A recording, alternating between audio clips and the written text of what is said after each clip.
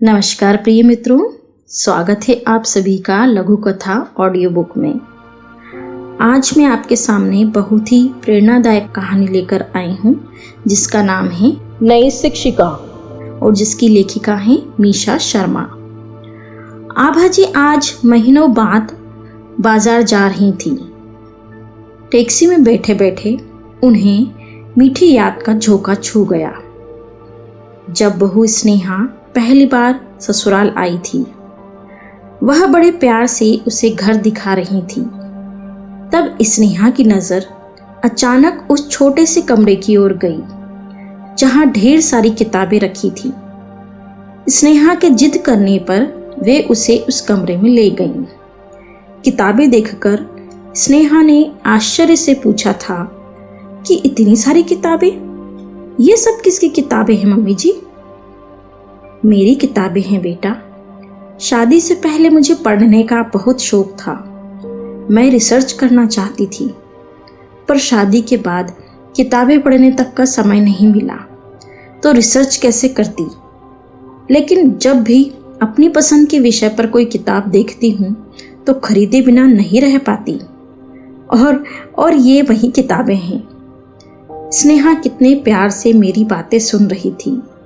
लग रहा था जैसे वह सुन ही नहीं रही थी, बल्कि मेरी ख्वाहिश ने उसके दिल में जगह बना ली थी और वह मौका ढूंढ रही थी उसे पूरा करने का। लॉकडाउन में जब से स्नेहा का ऑफिस बंद हुआ, वह तो जैसे बहू से सास बन गई थी। कैसे हुक्म चलाती थी, मम्मी जी अब आप रसोई में कदम भी नहीं रखेंगी, सारा काम मैं करूंगी, आप बस अपनी किताबों के साथ समय बिताएंगी। किसी काम को छूने तक नहीं दिया उसने मुझे।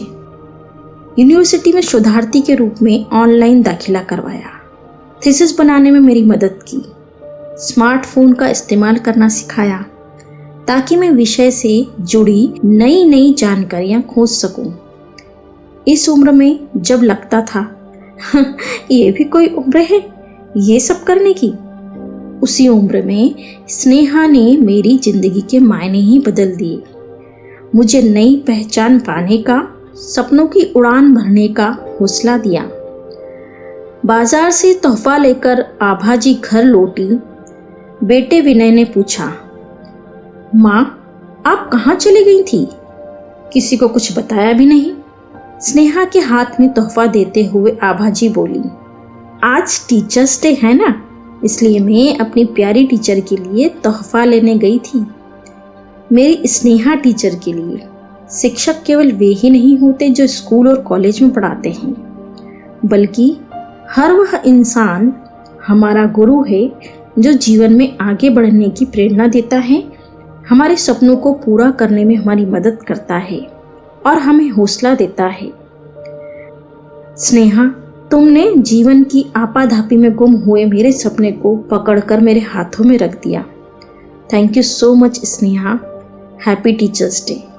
तो दोस्तों, यह कहानी आपको कैसी लगी? कमेंट्स बॉक्स में कमेंट्स करके हमें बताइएगा ज़रूर। धन्यवाद।